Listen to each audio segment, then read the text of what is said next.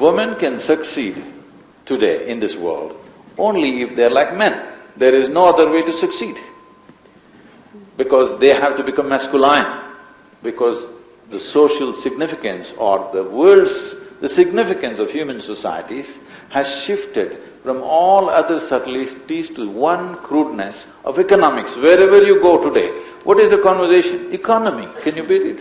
At least they were talking about weather some time ago. So it's a no-win situation overnight. No, women may win, but feminine will lose out.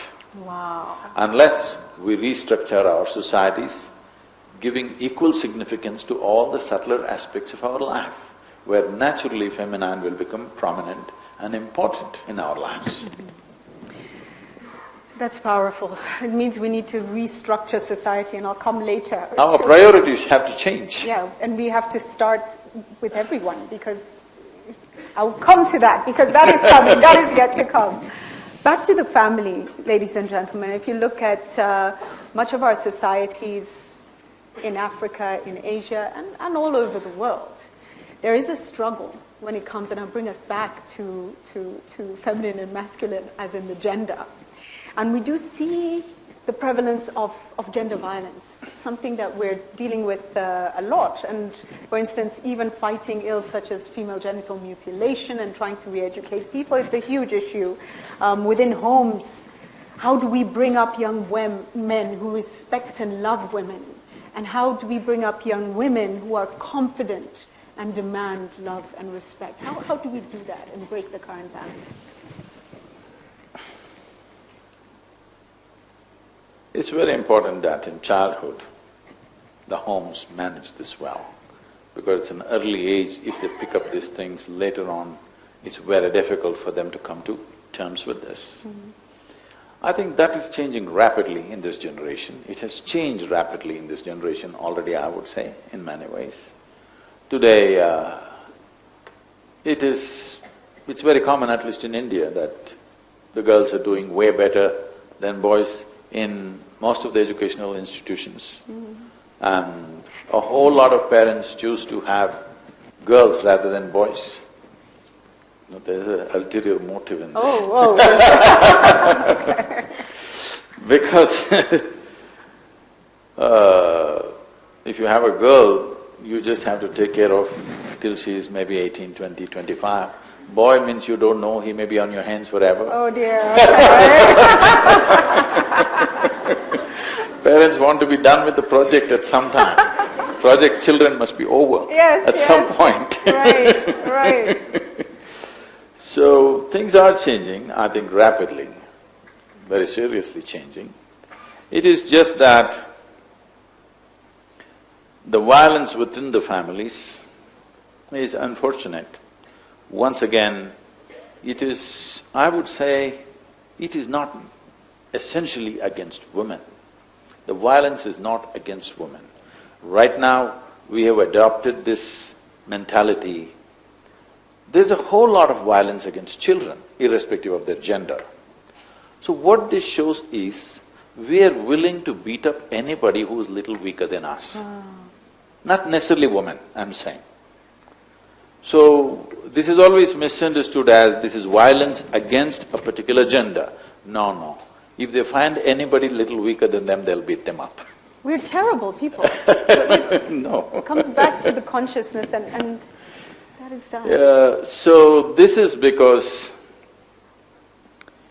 if you bring up a society essentially on the identification of your physical form or your body, if I have a stronger body than you, naturally I think I can do things with it, all right? This is why spiritual process is important, because spiritual process does not mean looking up or looking down or looking heavenward or something else. Spiritual process means your experience of life has touched a dimension beyond physical nature. Once your identification shifts to something beyond your physicality, then your physical dominance is not of any significance to yourself. When it's not of any significance to yourself, you will not try to manifest this in the world as a physical dominance. It is wanting to dominate.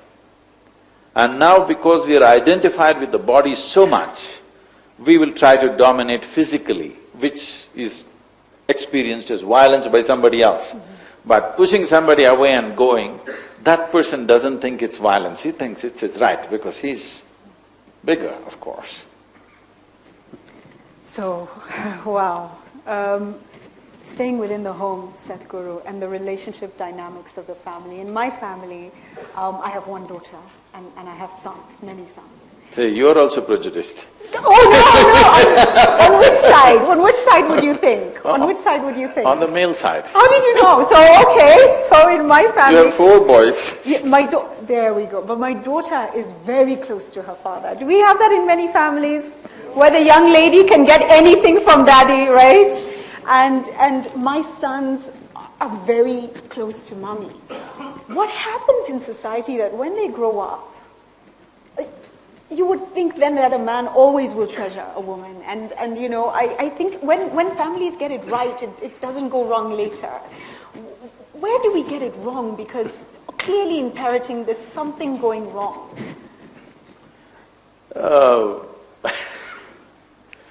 We must understand this. See, that's why I said, this is not against a particular gender. Well, a man wants a woman, all right. It's not that he's against her. Man-woman relationship is one relationship where there is too much overlap. You have to share everything, from your bedroom to bathroom to including your bodies, all right? Too much overlap. Even bank accounts. Yes. I wouldn't get into that. So you're going back to economics. Oh, yeah.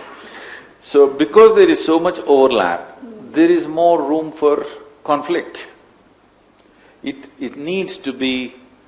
It is a beautiful overlap only when there is an atmosphere of love. Yes. Once that's gone, when it's a transaction, this level of overlap is not healthy for a transaction. Transaction is good like this. This much overlap and so many things to transact on a daily basis, it is bound to cause friction. Only when there is a certain sense of love and devotion involved in this, then with that lubrication, all this friction will go on without much manifestation of friction. Because the love dominates. Yes. Love takes the space. Yes. So today when we are thinking of marriages and relationships with an expiry date in our mind… Do we? A whole lot of people are, unfortunately. The world is coming to that. There was a time when people were anyway committed. When that commitment was there, things came up, problems happened, they fought, again tomorrow they were close and things went on. Okay, today morning quarreling, evening fine, night full of love and morning again quarrel, things were going on, I'm saying. Because there is such a serious overlap of two lives and there will be bound to be areas of friction. If every family comes up with their own devices of handling this friction, and some people fail to come up with devices because there is not enough commitment. If it was very clear to you, hell or high water, you got to be with the same person, then you would find ways to fix it. Now you think, if it doesn't work, she's finished. When this is there, you're unwilling to find ways. Because between any two human beings, if there is so much overlap, if we are not committed, then being together is difficult. Every small thing flares up into a big thing. Smallest things will blow up into a place where today, of course, it leads you to divorce or whatever. This is because there is no long-term commitment, because we think there's always another option. Is it good, is it bad? It's not for me to say that, but I'm just exploring the problem. It's a big problem, and I am focusing on family because really I believe it plays a pivotal role in society. And looking at the society we're living in and the children that we're bringing up, It's so dynamic. If they're looking for positive information out there, they will find what they're looking for. If they're looking for negative information, they'll find it. It's easily accessible. This highly digital world we're living in. What are the key things that you would say we need to teach this young generation to keep them firmly grounded?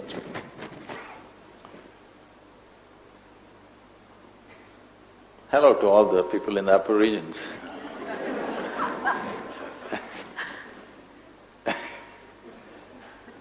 So when a child enters your life, it's like a bundle of joy which has entered your life, with a lot of pain, of course. There's a lot of pain involved in bringing forth. Yes, I can attest to that. The women can attest to that. But when the child came, things that you would have never done in your life, you start doing. You can't sing for nuts even in your bathroom. Suddenly you start singing. You can't even bend down and pick up something. You can't touch your toes, but you crawl under the sofa along with your child. You know, you go under the furniture with him or her. Like this, many things. You sing, you dance, you play. You, for moments at least, if not for good, for moments at least you forgot the concrete block that you have become, and you became life once again. All right? But somehow all the adults believe they have to teach something as soon as the child comes. So this is… people ask me, Sadhguru, what is your sadhana? You did not read scriptures, you did not go to a teacher, you did not learn anything, but you seem to know everything, how is it? I tell them, this is the only thing that I did in my life is, I made sure that I am not influenced by anybody around me, whether it's my parents or the culture around me or the teachers or every adult around, because every adult around you is trying to teach you something that's not worked in their life. Oh my goodness. When I say something that's not worked in their life, between you and your child, if you look at it, who is more joyful? Your child. I'm asking, who should be a consultant for life? One who knows how to be joyful for no reason, he should be a consultant, or one, even if everything is working your way, you carry a grave face and walk around the world, you should be a consultant for life. You must decide. So if a child comes into your life, it's not time to teach, it's time to learn. Once again, you could reinvent your life. You could learn what it means to be alive. Instead of learning what it means to be alive, people are carrying grave faces and going around. Grave will anyway come, you don't have to practice it on your face. I was speaking at the… about 4 weeks ago, I was speaking at the Stanford Medical University. I just looked around, there's many doctors who are sitting there, many of them. I said, see, when you walk into your patient's room, grave is one thing that you should not remind them of. They're going… might be getting there, so… Especially if somebody is not well in a hospital, you don't remind them of grave. It's very important that the doctor walks in with a different sense of vitality and life about him. So similarly, a child has come into your life means it's time for to live it up, once again to become fully alive. Whatever your age, your aliveness need not come down, isn't it? Our physical agility may come down with age, but why should your aliveness come down? If aliveness is coming down, it means you're committing suicide in installments. That's what it means. Yes or no? Hello? I'm talking to you, hello. Wow, that's powerful. So children have come, time to understand how to make something out of nothing. That's what a child is. You leave him anywhere, he finds an ant and he finds it interesting enough to make a universe out of an ant. We've given you a bloody universe and you're making nothing out of it. Everything you have today, compared to any other generation on this planet, you know more comforts and conveniences than any other generation ever before, isn't it so? Yeah. But why? Why means because traffic, Sadhguru, traffic. Well, you're sitting in your dream car, aren't you? Enjoy it! Traffic is helping you to stay in your dream for some more time.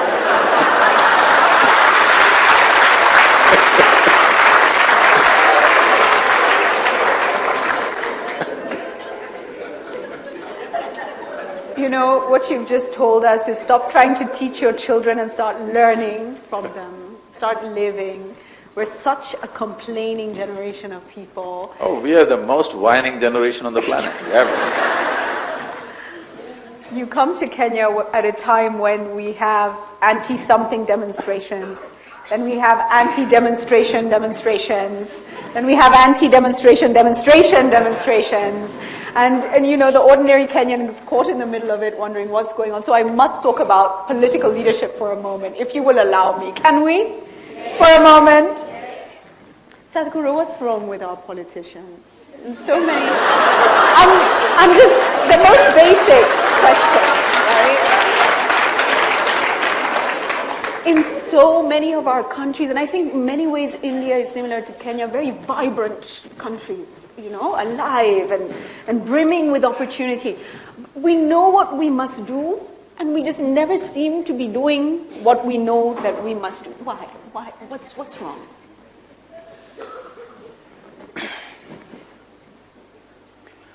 See, I'm not saying many nations around the world, I'm not saying the best of men have reached leadership. No, it's not true. We have chosen a democratic system largely in the world. What this means is, in Tamil language, democracy is translated as Jananayakam. This means people are the leaders. That's what it means.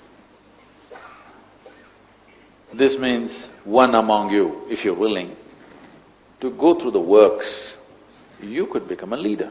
That's what it means. Oh, come on, Sadhguru, where do I have a chance? Well, that's what it means, that one among you, if you understand the system and you're willing to go through the works that it takes to get there, you could get there. Well, right now India has set a huge example like this. A boy who was selling tea in a railway station is our Prime Minister today.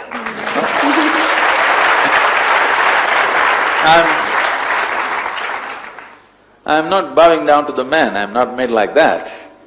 But I'm bowing down to this possibility, a boy who was selling tea in the railway station, he could even aspire to become a Prime Minister of such a large nation, which is a tremendous thing. Never before possible in the history of this humanity, isn't it so? Never before such things were possible. So that's what democracy means. But are we actively making use of it? That's another thing. Most people, I don't know how you are in Kenya, I don't have the numbers, but I'm sure more than 60% of you or more than 40% of you don't even go out and vote. Yes? So, that is just one day in 5 years. Even that you can't do. But democracy does not mean just casting your vote. Democracy means there are many instruments in the system that every day you are supposed to exercise. You are supposed to rule. You have appointed somebody to do the job, but you are supposed to rule. But you think it's his job to do. Well, he is doing it the way he knows it. You must be okay with it, you shouldn't complain. When you're unwilling to take responsibility for your own well-being and the well-being of your society and your nation, you shouldn't complain, isn't it? Because you're only sitting down for dole-outs. This is what you get. A beggar shouldn't complain, isn't it? You are not behaving like a leader, you are not behaving like a Jananayaka, a leader, a people being leader. People are not behaving like leaders, are they? They're behaving like beggars. When you behave like beggars, you should not complain. You can crib in your corner, but you cannot complain because you have no right to complain, because you are not exercising the instruments of democracy as you should. Like in India, we have a saying, you only get the kind of leadership that you deserve. For in many ways, we've been indolent. We've been sitting back and, in India this is a thing, I'm sure in Kenya also. If you go to a tea shop, anywhere, India is full of tea shops, okay? If you go to your tea shop, the guy who's selling tea, making probably 50, 100 cups of tea in a day, that's his job. He will tell you how Prime Minister should function. And he knows. He knows. He has, yes. No, he knows. Yes. And he not only knows that, if you know some cricket, Yes. he will tell how the Tendulkar, whoever, how he doesn't know the batting technique, how he should bat, all right? He will has advice for everybody. Only problem is he doesn't know how to make good tea.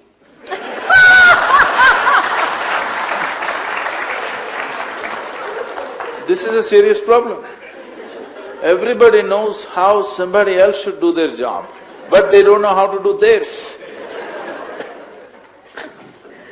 So in a democracy, though all of us are responsible for the nation, the first and foremost thing for us to do is, whatever we are supposed to do, we are supposed to do it really well, not just for my well-being, but constantly being conscious that this is for the well-being of my nation and my world.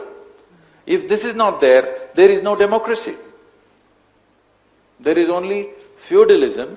You are a feudalist essentially, I'm saying most people are feudalists. Only thing is they don't have a following. And the moment, even when it comes to voting, this has happened in every nation, most people are voting in a committed way because of their religion or community or caste or creed or party lines. They're committed votes. If you go to United States of America, Republican, Democratic looks like two different religions and it's committed. They have two different gods. A committed vote means democracy is ruined. Democracy can only happen if there is a considered vote.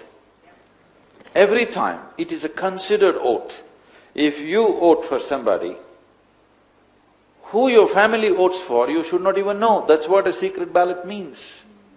Now, if all of you decide together and go and vote to one person, that means there is no democracy. Feudalism in the guise of democracy. I think you're starting to untap what's going on here. It's really fascinating. I want to take it a little bit deeper in, and you know what's interesting, Sadhguru, is that in Kenya, a lot of people do vote, right?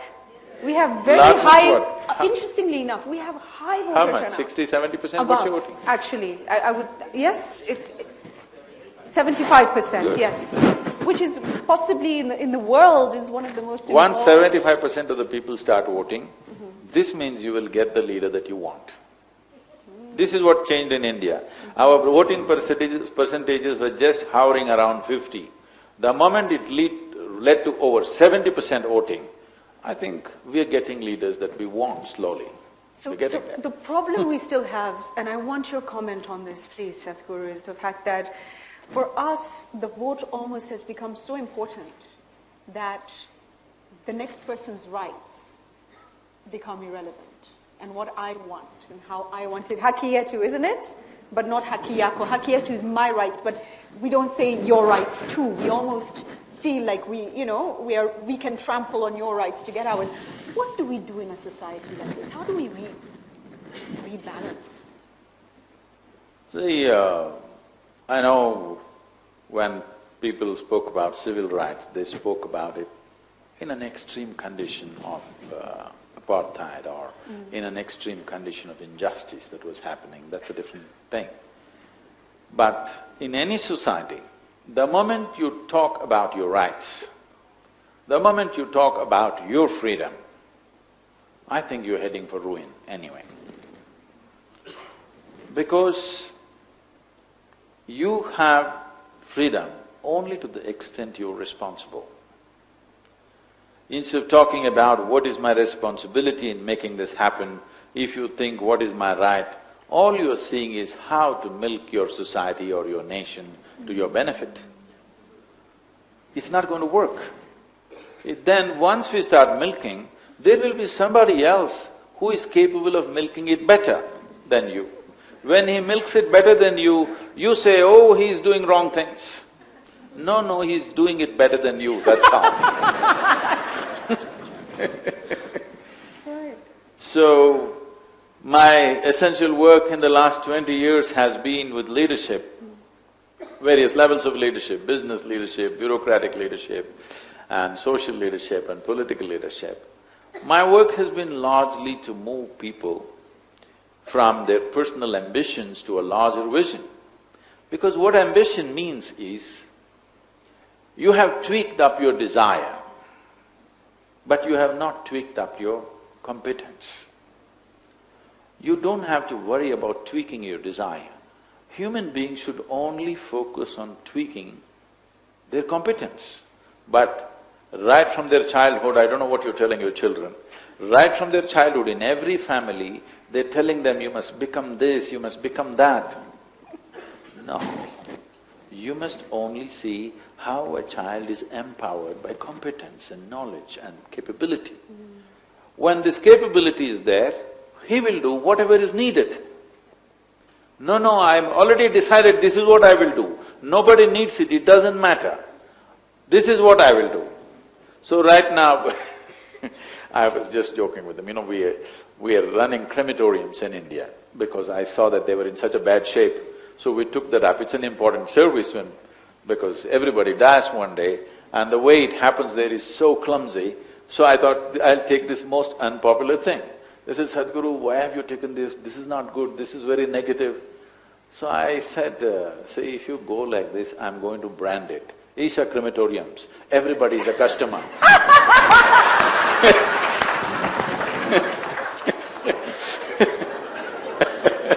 Did they then stop bothering you? See, we have decided what is better than something. Once you do this, I must tell you this. When my girl was growing up, she traveled with me wherever I went and even as an infant. One thing I told everybody is, don't anybody try to teach her anything.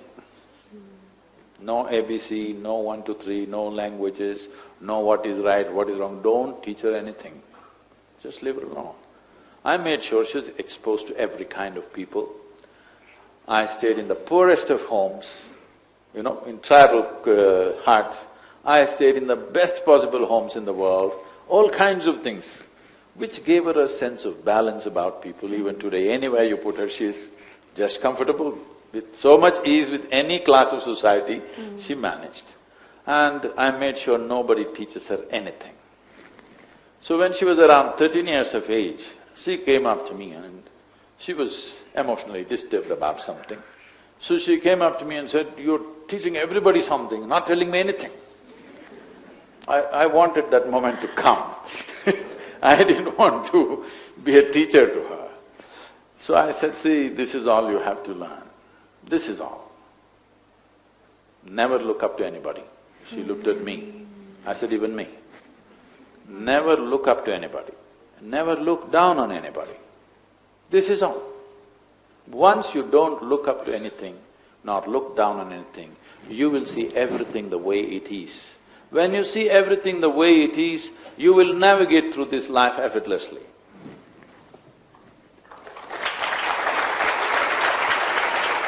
The moment you look up to something, you will exaggerate it.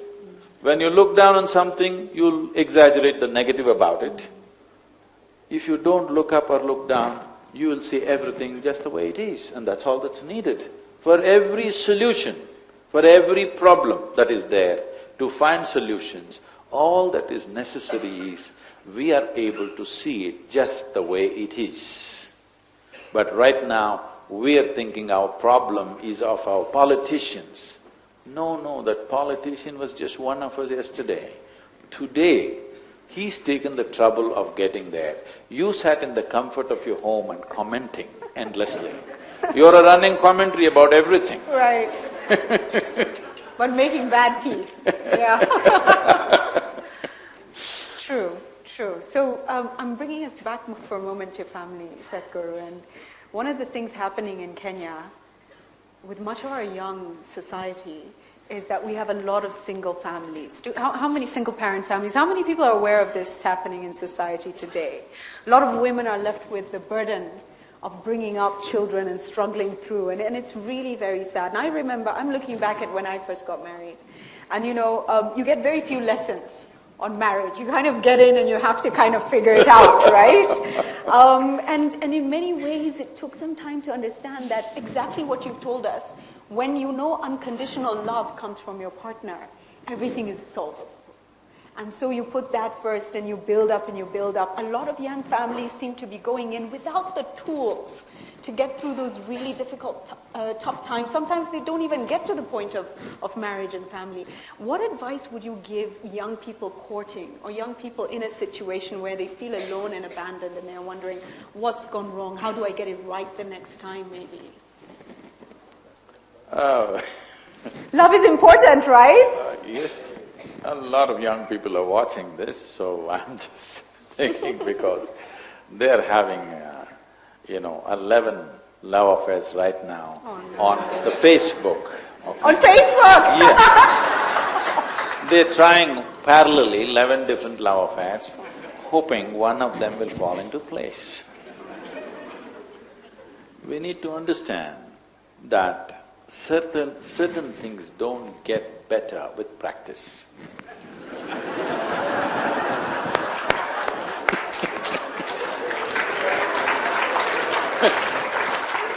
Wow. It is when men and women came together in marriage. I'm talking about another time, not to the current population, I'm talking about another time, all the oldies who are here. When men and women came together in marriage, they knew nothing about anything about each other. Even looking at a woman directly was a taboo, and now for the first time they looked at this woman. Everything was new and fresh. There was so much excitement, there was so much coming together, there was so much exploration and discovery. Though for millions of years people have done the same damn thing, still for that individual everything was fresh and new and it was shared just between the two of them and all this stuff. This made it last. Now before you come to marriage, you've seen too much of life. And in your mind you're comparing one and the other. Now, long-term commitment becomes difficult. People come together either out of helplessness or greed most of the time, because it's a mutual benefit scheme. Wow. Back to the economics of it. Yes. No, not just economics.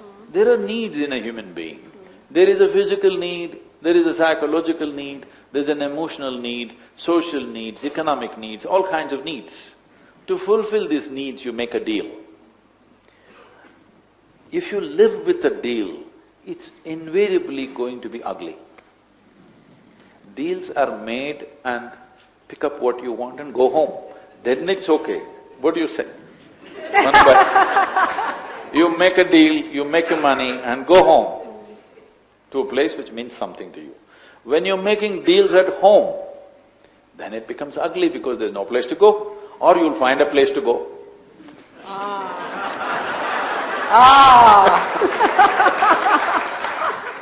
Ladies and gentlemen, I'm going to come to you in just a moment because we do want to take your questions for Sadhguru as well. I must ask you, this is your first trip to Africa? No, I've been… Oh, you've been before? Yes, I've been in Kenya for 3 weeks at one time. Oh, what do you think of the country? It was fantastic because I only met your animals.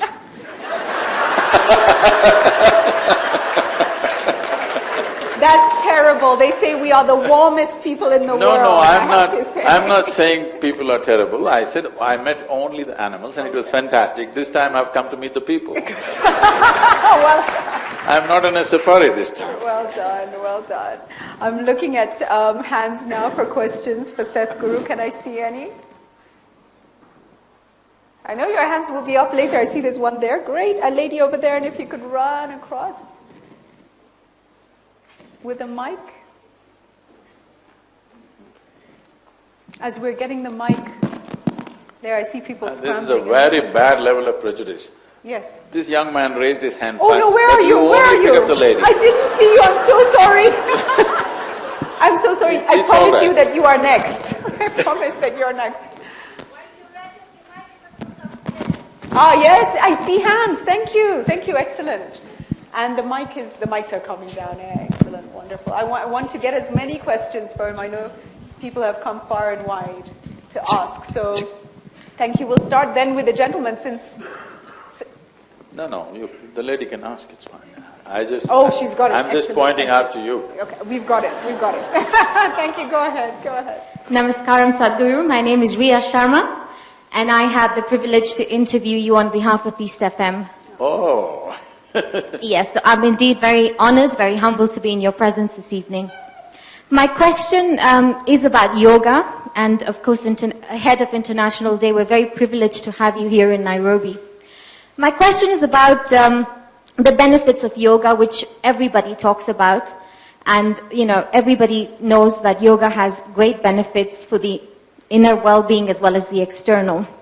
However, in Nairobi, with all due respect to certain people who are in the craft, I noticed that housewives overnight turn into yoga gurus because they watch some DVDs, they watch a few programs on TV, and then decide to start teaching yoga.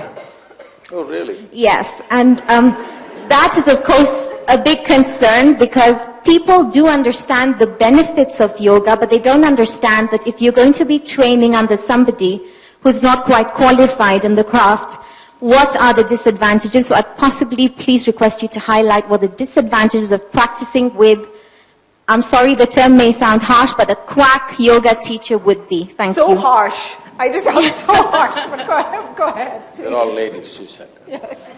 Oh.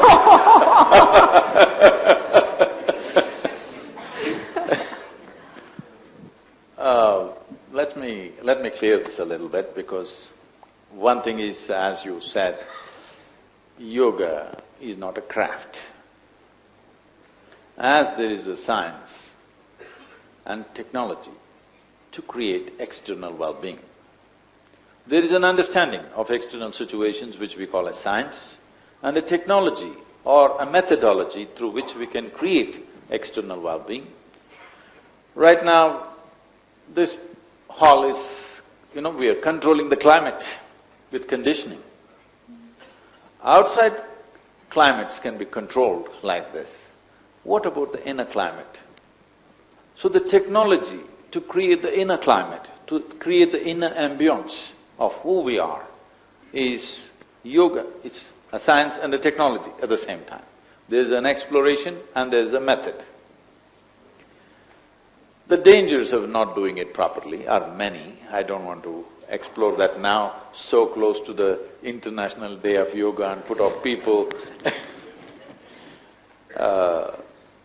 But we must understand, when we say yoga, however innocuous it may look, whatever the practice that is being taught, it always has a spiritual dimension attached to it.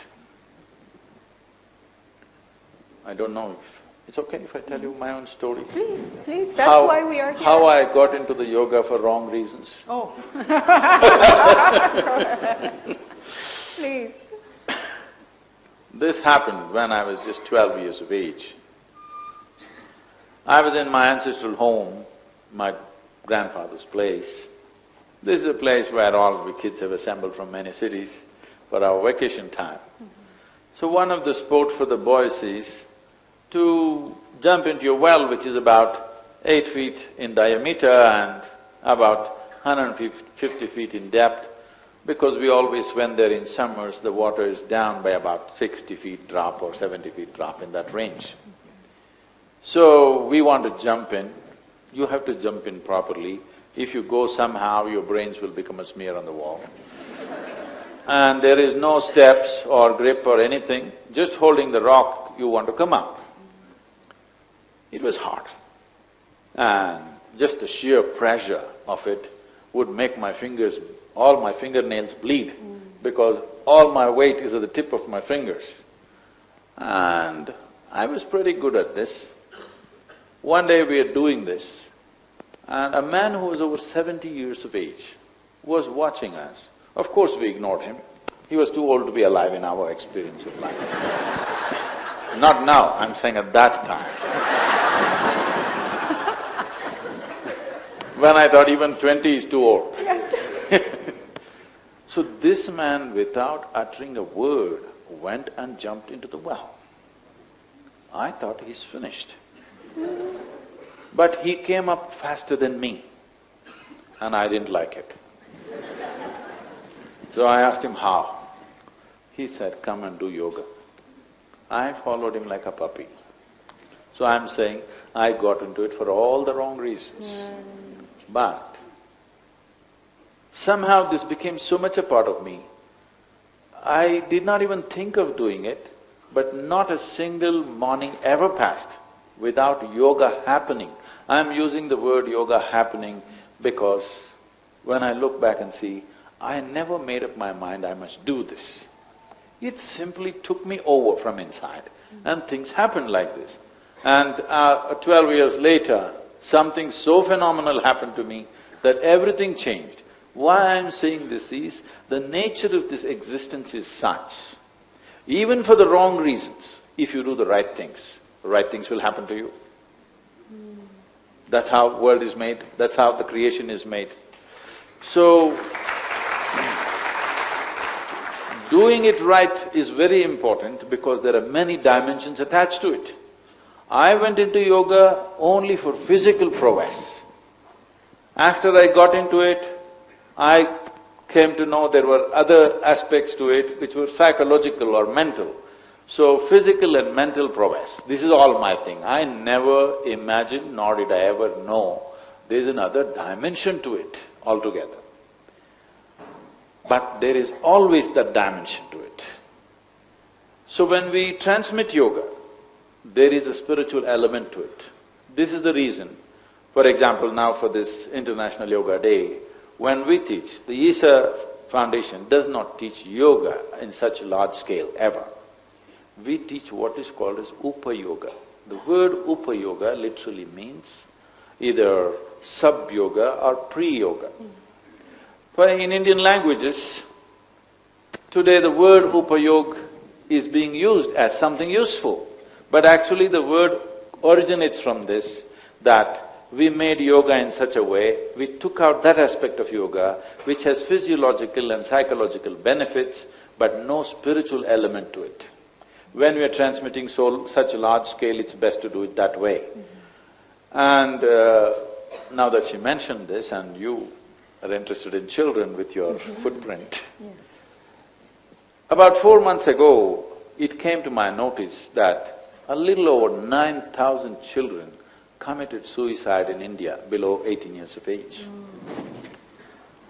In the age groups of 10 to 14, 1,700 children committed suicide in the last 1 year. When I heard this, see, no life does not value its own life. You try to catch an ant, it will do everything possible to save its own life. It does not think, this is just an ant's life, let it go. There's no such thing. Every life intrinsically values itself as the highest thing, isn't it? But a child is an exuberant life. A child is a bundle of joy. A child is a fresh life. If a child wants to take his own life or her own life, then we are doing something fundamentally wrong with our lives, isn't it? something very fundamentally wrong in a society if children start committing suicide. I want all of you to look at it this way, it's not like statistics. 9,000 whatever is not a number. Suppose in our lives, our children in our home committed suicide below 14 years of age. Can you ever overcome that, I'm asking? If they died of disease or accident or something, that itself is difficult, but somehow we will come out of that. But if they took their own life, we clearly know we've done something fundamentally wrong, isn't it? So we should know we're doing something fundamentally wrong in a society when children start taking their own lives. So when I heard this, it was deeply disturbing. Why are our children killing themselves? Then I said, off the cuff, I said, we must touch at least 10,000 schools and bring Upa Yoga to their life. And that day 10,000 looked like a big number. Then I traveled these 9 states and met all the chief ministers and the education ministers and things like that. All of them responded with such enthusiasm. For this yoga day, in the next 2 months, we are initiating Upa Yoga in over 30,000 schools. And the significant aspect of this is, we are not training the children, we are training the teacher. Our own teachers, we have trained 45,600 teachers. These teachers are imparting this to the school teachers. In every school, 2 to 3 teachers are being trained. Above all, we made an elaborate video. For a 20-minute practice, we made an elaborate video about showing how it should happen. So these newly trained teachers will only correct the practice. They will not literally teach the practice. All they have to do is, they have to correct. We train them for a day to understand what are all the wrong things that people can do, and correction. And these children will go through this just not for one day, 5 days of the week, through the entire year, probably for the entire school time, this will go on. And we are trying to also involve parents wherever we can. Teaching yoga irresponsibly, if you… right now, this is the most important need, that is… See, in terms of external technologies, we've hit the ceiling, all right? Whether you buy your iPhone Z8 or not, that's the next model coming up. You still don't know how to use your iPhone 4 fully. That's a fact, believe me. You still not explored the full range of things that damn thing can do. Yes or no? It's too many things. You're right. So whether the next level of phone comes or computer comes is not the issue. Upgrading human beings is the most important thing that needs to happen in the world. So in this effort, this International Yoga Day I see has been a phenomenal step, mooted by our Prime Minister, but United Nations took this up. So these things that we have, if I can elaborate on this a bit. See, human intellect is sparking like never before. Never before in the history of humanity, this many people could think for themselves. Yes? Now once this happens, logical questions arise. Once logical questions arise, so many things which were taken for granted, which kept people in some kind of control within themselves, if not liberated, at least controlled within themselves, is all going to collapse. Heavenly solutions will collapse, believe me. No, I'm not talking about you guys up there. That's quite safe. When people start asking questions, heavens will crumble. It's bound to happen. If you don't pull it down, your children will, believe me. Things that you believe, your children refuse to believe, yes or no? Because unless it makes logical sense to them, they're not going to take it. Whatever the authority, you can say the scripture says this, you can say God said this, you can say somebody said this, they're not going to take it unless it makes sense to them. This is a very positive development in the world, because this means truth will be our authority. Authority will never be the truth. This is the future of the world. So, this International Yoga Day is just at the right time, and when the Prime Minister mooted this idea, as she was saying, 177 countries came together, it was almost like the world was waiting for it. It was waiting for India to take a step, but we took such a long time because we are a little large nation, we take time to take steps. But it was almost like the entire world was waiting for somebody to say this, because everybody knows, they may not have consciously addressed it, but everybody knows tools for self-transformation are needed.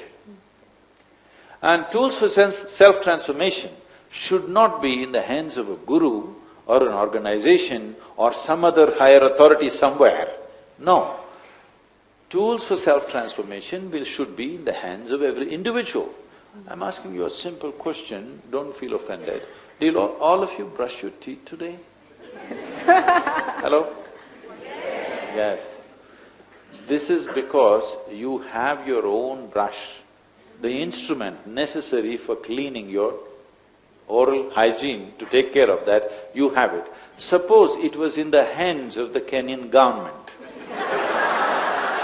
They fixed up in 100 different places in Nairobi, you can go and have your teeth brushed.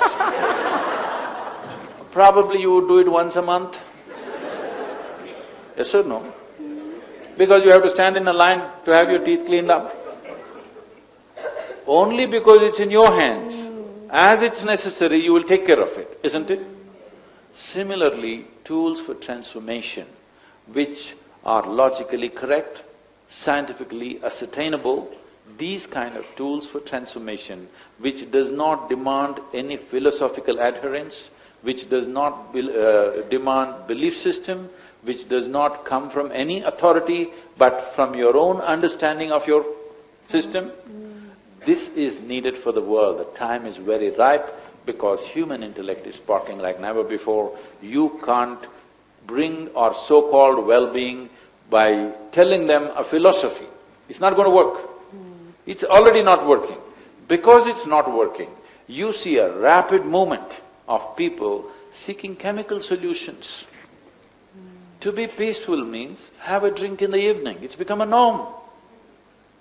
I'm asking all of you, whatever your age, in the last 25 years, don't you see at least a 500% increase in the consumption of alcohol and drugs and psychiatric prescriptions? This means we are moving towards madness. Yes.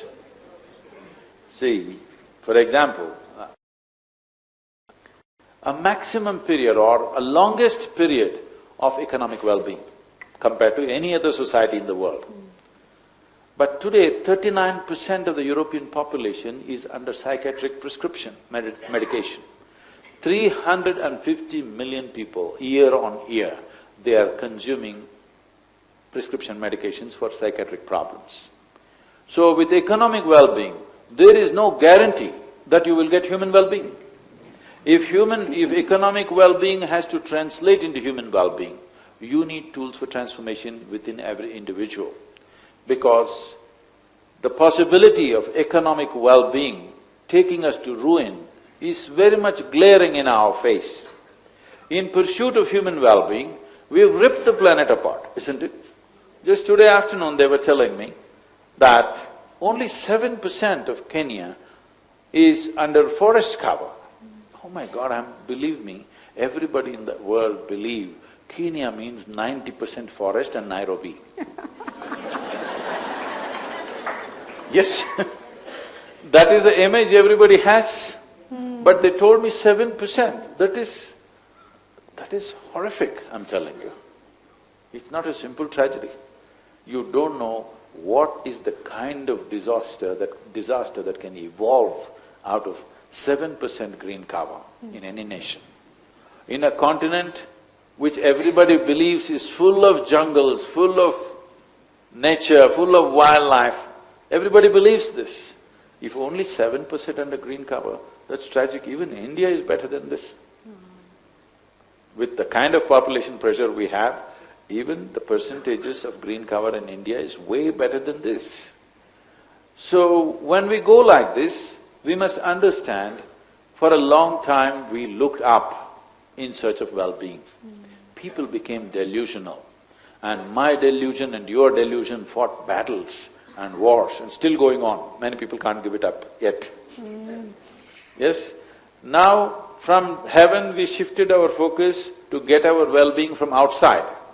Once our focus shifted to the outside world, we started ripping it.